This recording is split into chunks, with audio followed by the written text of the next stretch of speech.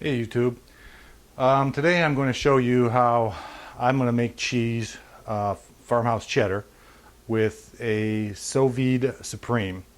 I looked on YouTube. I saw one or two videos, I believe, and the reason I went this route was I tried a couple times and I had such an issue, even with a double boiler over water, just keeping my temperatures correct. Like I said, I would get to 90 degrees, and then when I tried to bring it up to 100 for certain cheeses over a 30-minute period, it would end up shooting way on over, and then trying to get it back down was almost impossible.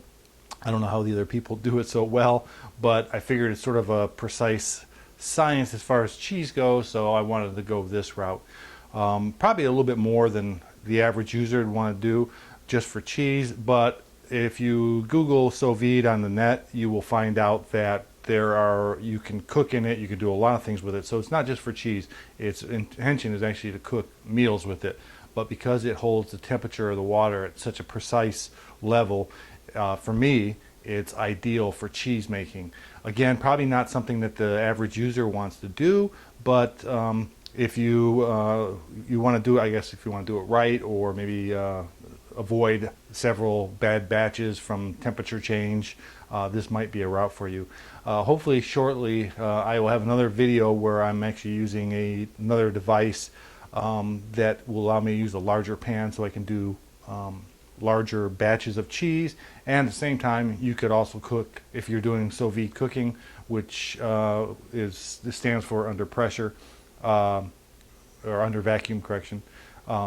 You could do larger sous vide dinners. If you had like 10 steaks, probably you could stuff them in the pan, but I'll get to that. It's a pretty simple system to operate. To fire it up, just press and hold the button and it comes on. That's the temperature that it's on right now. It's not set to the start, otherwise you would see the light down here saying that it's on. So it's at the set temperature, or that's the temperature it's at right now. So what I'm going to do is I'm going to go ahead and pour in my milk, set the temperature for 90 degrees, and then we'll verify that the temperature is pretty darn close to what is in the sous vide, and then also what the sous vide is reading. I did a test the other day and I think it was like only 0.2 degrees off, so for me that's relatively close. Like I said, when I was doing my other ones, sometimes I was 10, 15 degrees off. So let's get this kicked off and start adding the milk. Just so a couple product announcements, I guess, is it comes with a little rubber mat, and which you can you don't use it as a cutting board, but you'd flip it over. This is sort of, I've seen this on net. One of the complaints was this was sort of lightweight. You can see it sort of flexes a bit, but it does its job. It covers it up. It's not a big deal. So I'll lay that over here and start adding the milk. Now I'm using whole milk from a local store here in town. Again, I am just a beginner cheese maker. This is probably only, I don't know, a couple batches that I've got so far. But there's different milks that you can use. Some produce more yield. Some are required for different cheeses. So without going through all the recipes that are available on the net, you just use what you need to use for that specific cheese, or what you can get your hands on, provided that it will make a good cheese. I'm using 2 gallons here. I'm also following the recipe. The first ones I was doing were from the Ricky Carroll book. This one I'm using from a gentleman on the net by the name of Gavin Weber. He has a website. I probably get this wrong, but it's Gavin's Greening, I believe. He's got a lot of good information. He's got a lot of good videos on the net about making cheese. And this round I'm going to use his recipe. So to set my temperature, and which is also nice that when you've got to up the temperature like 2 degrees or 4 degrees, whatever you need to do, it's very simple. So I'm going to hit my set button and down the temperature.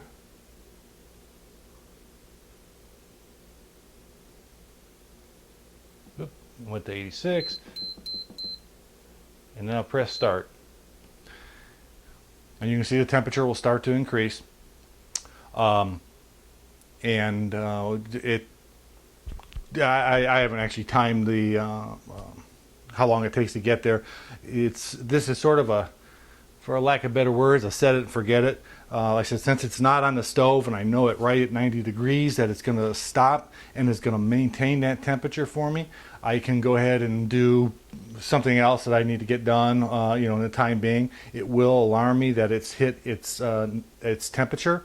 So right now, just for this purpose, I'm going to throw the cover back on to retain any possible heat. And once it gets back to the 90 degrees, we'll come on back and we'll add the culture and the calcium chloride and go from there.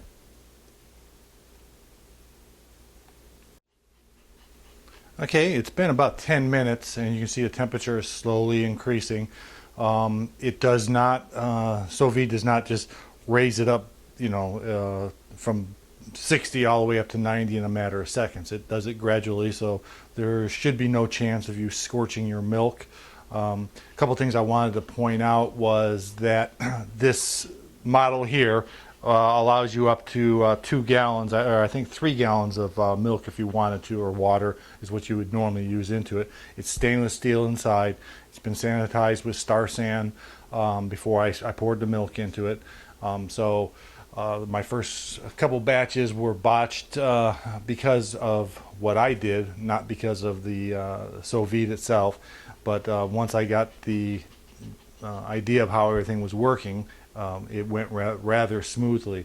Like I said, I'm not a professional cheesemaker. I'm just starting out, just sort of a hobby. I love cheese, love beer, like probably a lot of guys, beef jerky, all that stuff. And so I try to make my own if I can. But anyway, we'll let it continue on rising up to 90 degrees, and then we'll take a temperature of the milk inside to see how close it comes to what the sous vide is actually reading.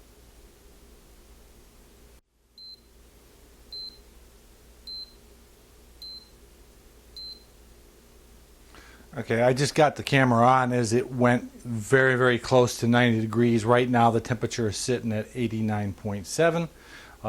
It beeps when it gets to its target temperature. So now what I want to do is just do a comparison of what the sous vide says we have as opposed to what my thermometer says. And I'm going to use a thermal pen from ThermoWorks. It's relatively accurate. I use it for my smoking and anytime I want to take a accurate temperature of my water or whatever I'm doing. So we'll go ahead and see what we're sitting at.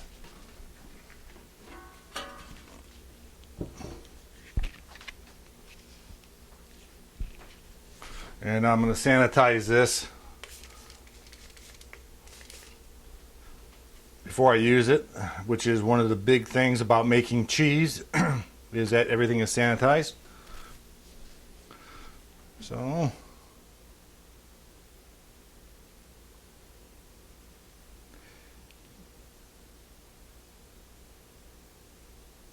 give it a second.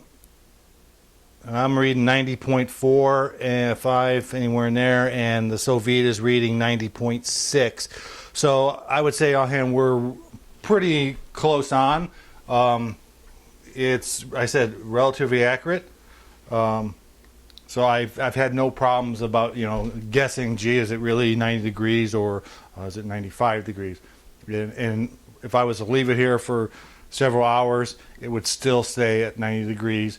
And the green light indicates that it's at its target temperature and it's not heating anymore, so it's just maintaining the temperature. And as if it was to drop, the red light would come on and start heating it back up again. So at this point, we're ready to go ahead and add our calcium chloride since we're using store-bought milk. If you're using raw milk from a farm, then you could probably you wouldn't have to use calcium chloride, though I have seen some recipes where even though they're using the raw milk, they still use it. So we're going to go ahead and use the calcium chloride and pour that in. And everything I've been using here has been sterilized either with vinegar or with Star San. Like I said, it's pretty important. That was a calcium chloride. And I'm not going to go over the actual amounts because I said there's so many recipes on the net. on YouTube and in text format on blogs and everything, that you can find them there. Okay, and then I'm going to put my starter culture in.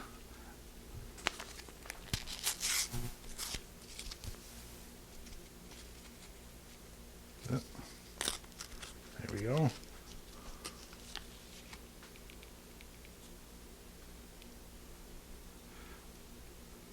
Sprinkle that in, make sure everything gets in there.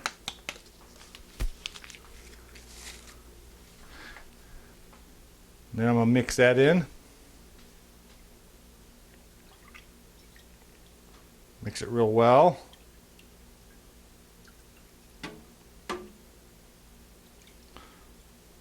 Now my ladle that I'm using, I found, is sometimes it seems like it's a little big. I'll probably purchase a smaller, maybe a plastic model or version, whatever you want to call it, and use that. But this does work fine, so if you have one at home, you can continue using it.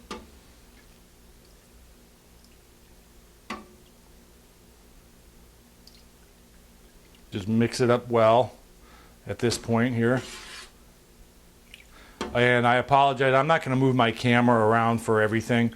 Sort of lazy, and I'm sort of limited as far as where I can plug in and move around everything. But hopefully through this video and other videos you can see actually how the cheese is made, or the curds are made.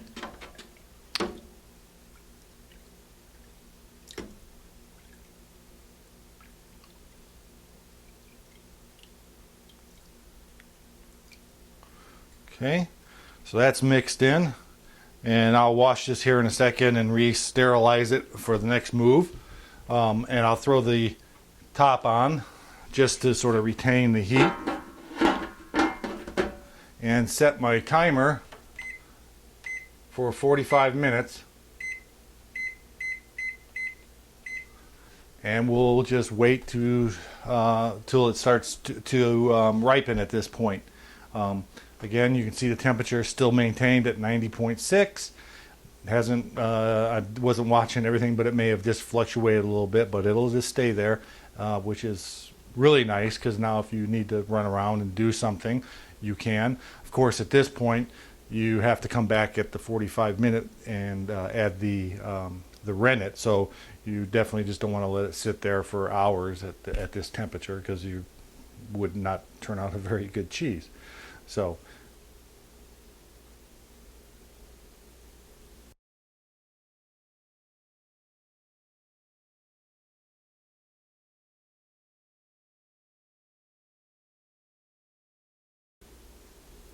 okay, while I'm waiting for the curds to ripen, or the milk to ripen, correction, I thought I'd do a little bit of a product endorsement. There is a site out there, www.perfect-cheese.com, that sells a total kit, or you can buy them in separate pieces if you want, that will control the temperature and the humidity of your cheese cave if you decide to do a cheese cave. I'm actually figuring I'm going to have quite a few, and the refrigerator is not the ideal place to do it. My basement is finished, so it's not cold enough down there for it, so I decided to go the cheese cave route.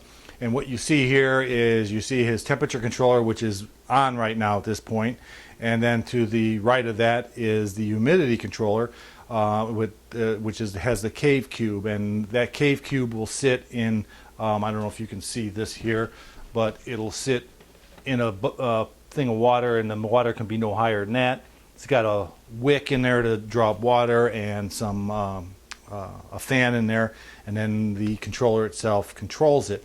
So unfortunately, being a beginner, I didn't realize how much space a lot of this has taken. Now, the temperature controller is just a small little tiny probe inside, which is very, very small, as you can see. So that just fits inside, and I haven't fully mounted it inside yet. And basically the humidity controller is sort of the same way, but the cube itself, the one that you put in the water, is quite large. And so if you're using a dorm style refrigerator like I am here, you're probably going to have issues getting the cave cube to fit in. As a matter of fact, mine fits in, but at that point there's no room for it to actually put any cheese. I didn't realize how small the dorm refrigerators were, and I had two daughters that go to college that had them, so you know, what do I know. Anyway, but they are very nice systems. They're not they don't look bulky. They sort of blend in, if you ask me. John at Perfect Cheese has been great with support. I have not had any problems, but I asked him some questions about things, and he was really on about getting back with me. Shipped very quick. So again, I'll put a link down there in the bottom for his site, but he's got several items on there. The other item that I bought from him, which I really, really like, and comes in, you can buy them separately again, or you can buy them as a set. I went with a set, is his cheese cutters, and they're really quite nice.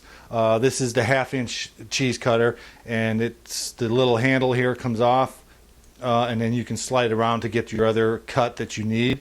Very nice. I won't say they're heavy duty, obviously, because they're just a cutter, but they are built well, and the little plastic handle makes them easy to hold on to when you're cutting. Now you've got the other two sizes that come with it. Makes things very handy, especially for the sous vide, because it just fits relatively good in the pan, and I can go around and cut my curds. I sort of like precision, so if they tell me it's supposed to be a 1/2 inch, then that's what I'd like to stay at, and this does that. He also has a couple other items on his site that you might find of interest, so I would say definitely check him out. Okay, and we'll go back to the cheese ripening.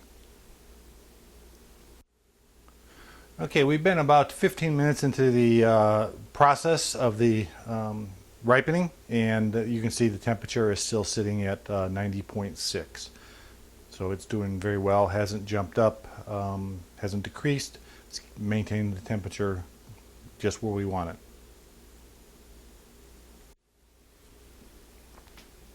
Okay, we're just about at our first 45-minute wait. There's my timer. And now we can go ahead and add our rennet. And if you look, the temperature is still at 90.6, hasn't changed, stayed stable. So at this point, we're going to add the rennet. Again, I sterilized all the equipment prior to using it. You know, I mixed in my culture and my calcium chloride, so I went ahead and re-sterilized my spoon. And what I'm going to do here is dribble this in.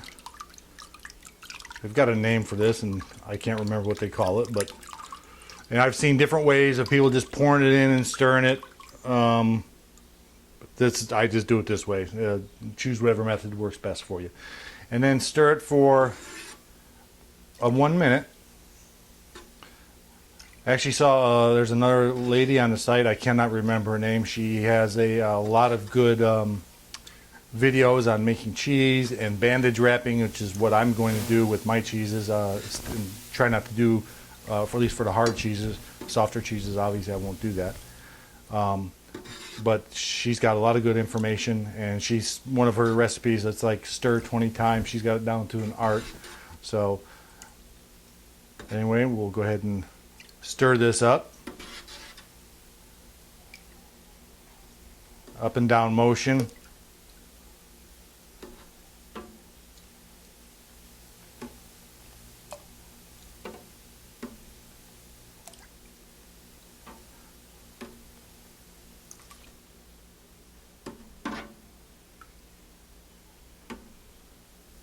Get it nice and mixed up.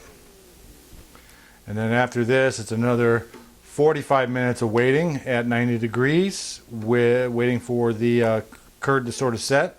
That's what the rennet does. It coagulates, I guess, for lack of better words, the milk itself. And then at that time, we will start cutting the curds. And once I cut the curds, I will probably end the video at that point, because I'm pretty much demonstrating the temperature control of the sous vide.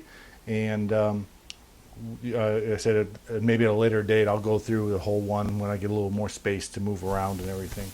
So right there, what I'll do now is set my timer for another 45 minutes and wait until that, and then we'll go ahead and cut the curds.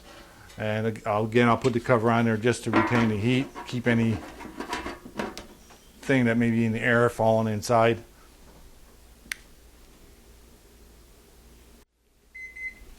All right, my timer has gone off. I've finished the 45 minutes for the curds to set up, and now I'm going to check for a clean break.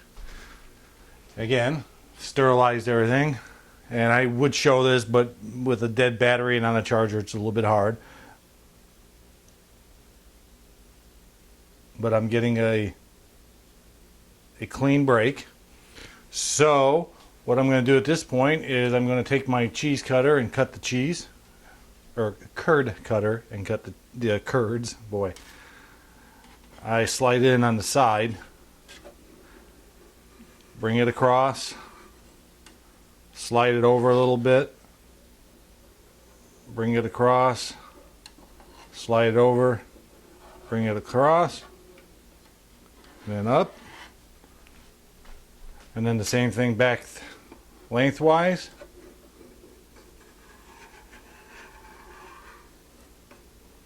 Slide it over,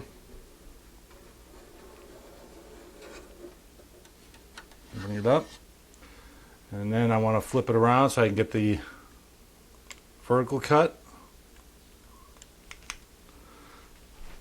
Same thing.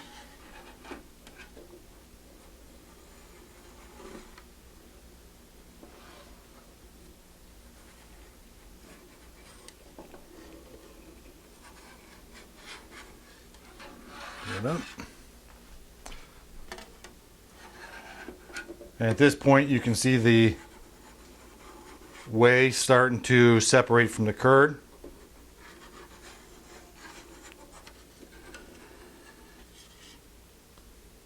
Alright, so my curd is cut, and now we have to bring up the temperature to 100 degrees. I've got my temperature set. Bring it up to 100 degrees in 30 minutes. So I'm doing 2 degrees every 5 minutes. And the way I do mine is for the first 5 minutes, I let it sit at 90 degrees. Of course, we're sitting about 89.7. And at 5 minutes, I'll change it and I'll up it to 2 more degrees. And then after 5 more minutes, 2 more degrees, 2 more degrees. And then the last step, of course, is letting it stand for 5 minutes. At that time, I can pour the curds off. So we'll go ahead and wait for that. And as I'm doing this, I need to stir the curds. One of the things I found out in my very first attempt was, as you can see, there's some nice cubes that have formed. You need to do this very gently. You don't want to sit there and rip all the curds apart. But the first time I did this, I actually stirred way too much. Of course, I was using a skim milk, and when I made my cheese, I'll post a picture of that.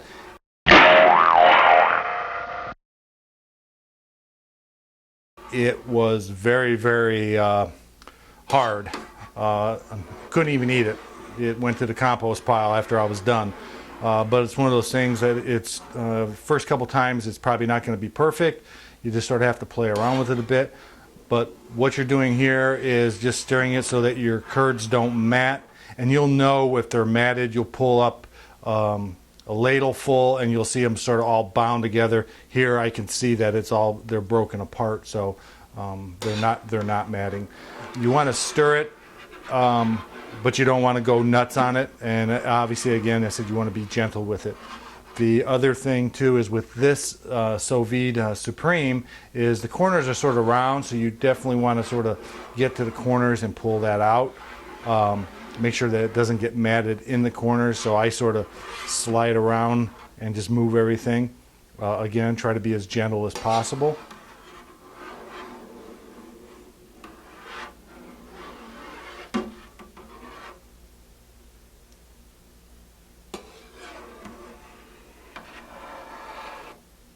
And you just keep on doing this. I weighed off a couple minutes. Like I said, the first time I did, I stirred way too much. And of course, the more you stir, the more whey comes out of the curds. It gives you a much drier curd.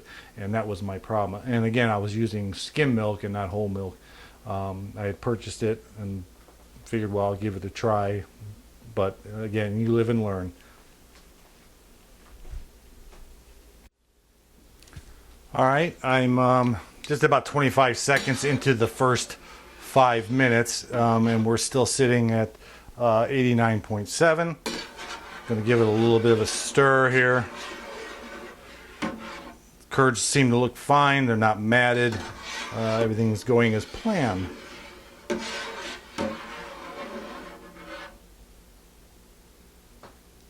Okay.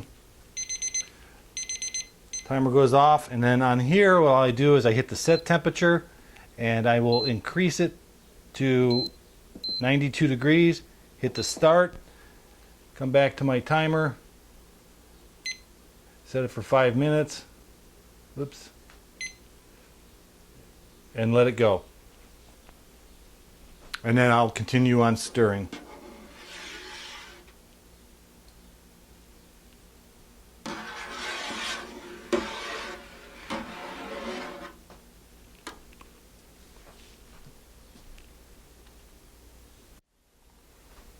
All right, we're coming up onto our 5 minutes at 92 degrees, and you can see it's setting at 93. And I'm actually not too concerned about that because it's a gradual update. So I'm going to hit the set and then bring it back up now to 94 degrees and hit OK, and then continue stirring like I was before. Again, still being very gentle, and in this case, making sure I hit the curved corners of the SousVide Supreme to get anything that might be laying there or getting matted. The one thing I didn't point out, and you can't really see it from here, the tank inside is not removable. And it is not removable, but there's handles on the side that you can lift up and easily pour out, so it's very easy to maneuver around.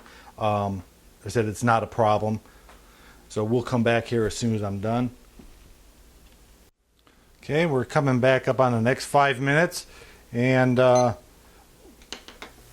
we are at 94.4. So again, I'm going to bring it up 2 more degrees. Going to set me to 96. Hit my start button, start the timer, and again, continue on stirring. You can see the curds are forming it quite nicely. They're not matted. Like I said, I've been stirring here off and on, not constantly, but just enough to keep everything in check. So we'll come back once we hit the next mark. Okay, again, coming up to the 5-second point, or 5-minute point. And now we're going to increase our temperature up to 98 degrees. Whoops. Sorry. Going to set it to 98 degrees. Hit the start. Set our timer. Let her go. And continue on stirring. And as you can see, the temperature is, sometimes it's a tenth of a degree higher or lower. Again, I'm not concerned about that. I'm just worried. I want to keep more of a low, consistent rise in the temperature, and so that I don't way overshoot, which is what I was doing before. So I will go ahead and continue stirring. Everything looks good as far as the curds. And again, I apologize that I'm not focused in on the curds. I'll do another video here in a week or so. I'd like to make some Colby or Monterey Jack, and at that time I will try to get my camera equipment more set up so I can show you everything. All right, getting close to our 5 minutes up to 98 degrees. And you see that we're at 98.2. So what I'm going to do is hit the set button, bring me up to 100 degrees for the final. Whoops. Hit the start. Set my timer. And let it go. Again, stirring every so often. Make sure it's not matting.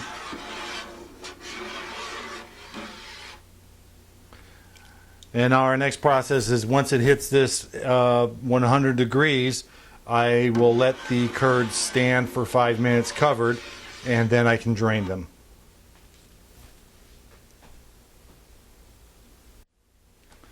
All right, we're in the final stages. Temperature is at 105, or correction, 100.5. Again, fine for what I'm doing. I don't expect totally accuracy from this. So now I'm going to set my timer for the last 5 minutes of the settings. Whoops. All right, let me go over here. And what I'll do now is let it just sit for 5 minutes covered at this temperature. Drain the curds for about an hour, and then I will break them up, salt them, and press them. Again, I apologize for not going through the full process. I've tried to do that in another video. This is more to demonstrate the SousVide Supreme, which if you Google it on the net, you'll find out that there's this model. There's several other models they have. Like I said, this will hold about 3 gallons of water or milk. For me, it works out. Very well. I said I had such a problem with overshooting using just a double boiler. I tried gas. I tried electric. Just did not have any luck. This works perfect for me. And though it is rather pricey, there are other ways to use a crock pot and things like that with a special controller that will give you the same results that you can also sous vide cook in, and you could still also use it for making cheese. Right now my main purpose is to do cheese, but eventually I'll do sous vide cooking, which they say is makes food a whole lot more tastier. I haven't tried it. It works fine. So if you're interested, I would start looking at the net, see what's available out there. But if you're a beginner and you're just having that problem hitting those target temperatures or getting it right, plus this is sort of a set it and forget it. Like I said, you don't have to sit there and constantly watch it like you would of a stove on a pot. So again, I appreciate you taking the time to watch this. If you have any constructive comments, please post them in below. No need to subscribe if you don't want. I'm not into that. I'm not into Facebook, Twitter, or any of that garbage. So just leave any constructive comments. Again, I'm just a beginner. I'm not a professional. Only done a couple batches, but what I've done so far I really like. Seems to be working for me, and hopefully it'll benefit other people. So again, with that, have a good day.